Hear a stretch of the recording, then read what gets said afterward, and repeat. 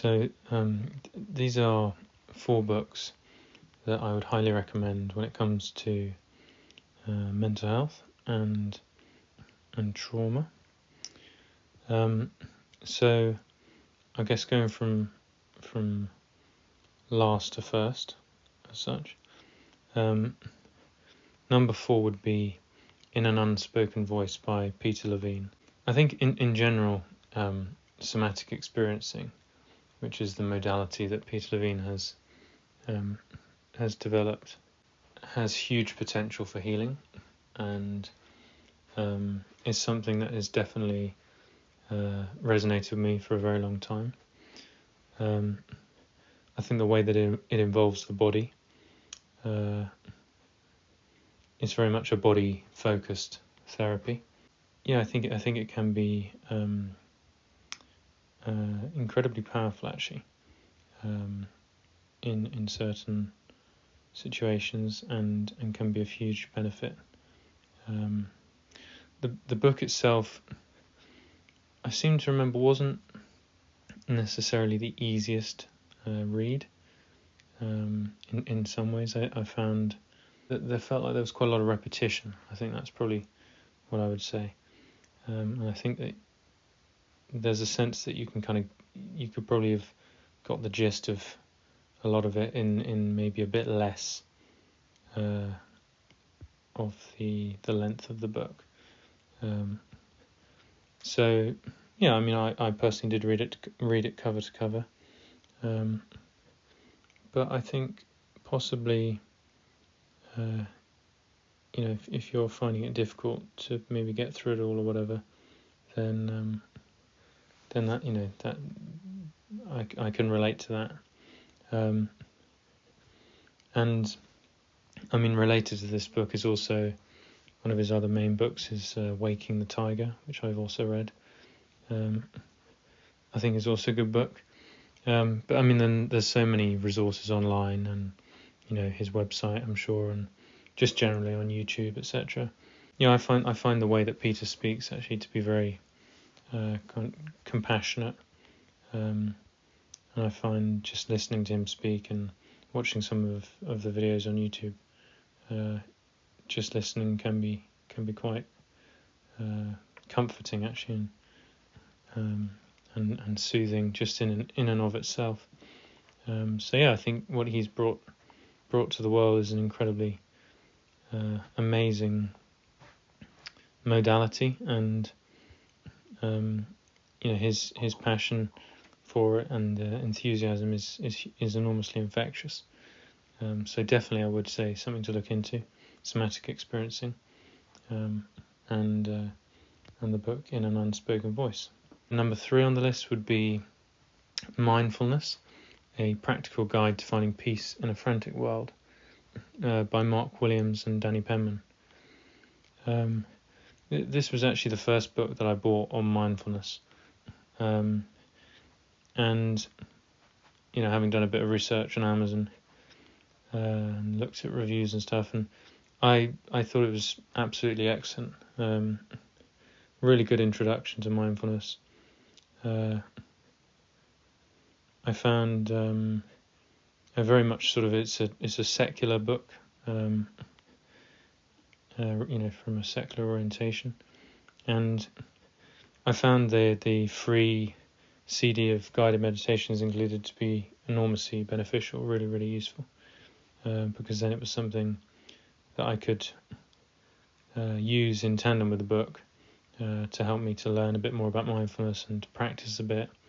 And there's a nice variety of mindfulness in this book, because they look at mindfulness of thoughts, paying attention to sounds, breathing, the body, movement, etc. And I thought it was a really, really excellent book, really well written, nicely laid out. It's laid out in sort of an 8-week format, so it's really it's sort of nicely structured to help you give mindfulness a go across an 8-week duration. and I think just an excellent book on mindfulness and a really good introduction to it. I know mindfulness, might not be for everyone, and obviously that's absolutely fine, and it's whatever works for you, of course. But yeah, I thought this was a very good book, and definitely one I would recommend to give it a go. So yeah, and then number 2 would be Mindsight by Daniel Siegel. Yeah, I mean this is definitely one of my favourite books. I just think it's a really, really excellent book. So much information, really appealed to me. It's quite scientific, but also very much had a human, kind of what I'd call like more of a human touch to it. Because the first, I think, 70 pages or so are quite scientific, quite a lot of sort of science and theory. But if I recall rightly, Daniel Siegel actually says, if you want to just skip over these first 75 pages and go straight to where he then goes into more of the case studies, then just go for it and read it that way. Because then the majority of the book is sort of case studies about different people that he has helped, and he then obviously talks about the way he applies kind of the model he uses, Mindsight, and his different ways of working to help them. And I just found this a really, really fantastic book, and I think in general, Dan Siegel is an absolute pioneer in the field of mental health. He's really, for me, at the forefront of modern day mental health. I think he's very engaging in the way that he talks. Yeah, and I mean he has masses of books out. He has a website. He's very, very much out there, in terms of on the internet and with all the resources that are available. So, definitely look into a lot of what he has to offer, because there's so much out there. And yeah, I just found the way that he teaches and talks about the mind and mental health and trauma to be just really outstanding. So definitely that would be one of my top recommendations. But yeah, out of these 4, I think probably the number 1 actually is The Body Keeps the Score by Bessel van der Kolk. I mean, again, he's an absolute pioneer in the field of mental health and trauma. And I guess this book would probably be number 1 because in many ways it kind of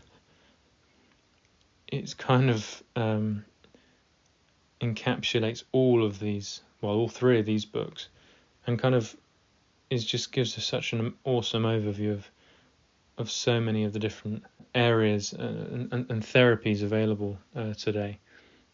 I mean, people might not always like the word therapy, but just an overview of so many of the different things that can be beneficial for mental health and well-being and can help a person. And in particular with a sort of a focus on trauma. I mean, it's just an outstanding book. He is, as I said, a pioneer in this field and has so much to offer. He's dedicated his entire career to this field, and yeah, I know that it's just been unbelievably well reviewed. This book as well since it came out. So definitely my number 1 would be The Body Keeps the Score. So if you're interested, I think in mental health and trauma and learning a bit more about it, then that for me would be the place to start. But then obviously, as I say, these other 3 books are also excellent, and then you can look to sort of branch out from there. But I think that's the other thing. The Body Keeps the Score will probably give you just such a nice kind of overview, and it will help you to kind of learn a little bit about lots of different things. And then if you want to kind of explore more of those areas in more detail, then obviously you can look more into other books. So it kind of gives you a roadmap, The Body Keeps the Score, in a way, to then delve deeper into different areas if you want to. which is why, as much as anything, I think I'd say it's probably the number one book for me to start with, and then you can kind of delve into others, if you're interested. But 4 absolutely fantastic books. Would definitely recommend these 4 as a great place to start with mental health and well-being. And good luck, and I hope you find them interesting and useful if you do give them a read.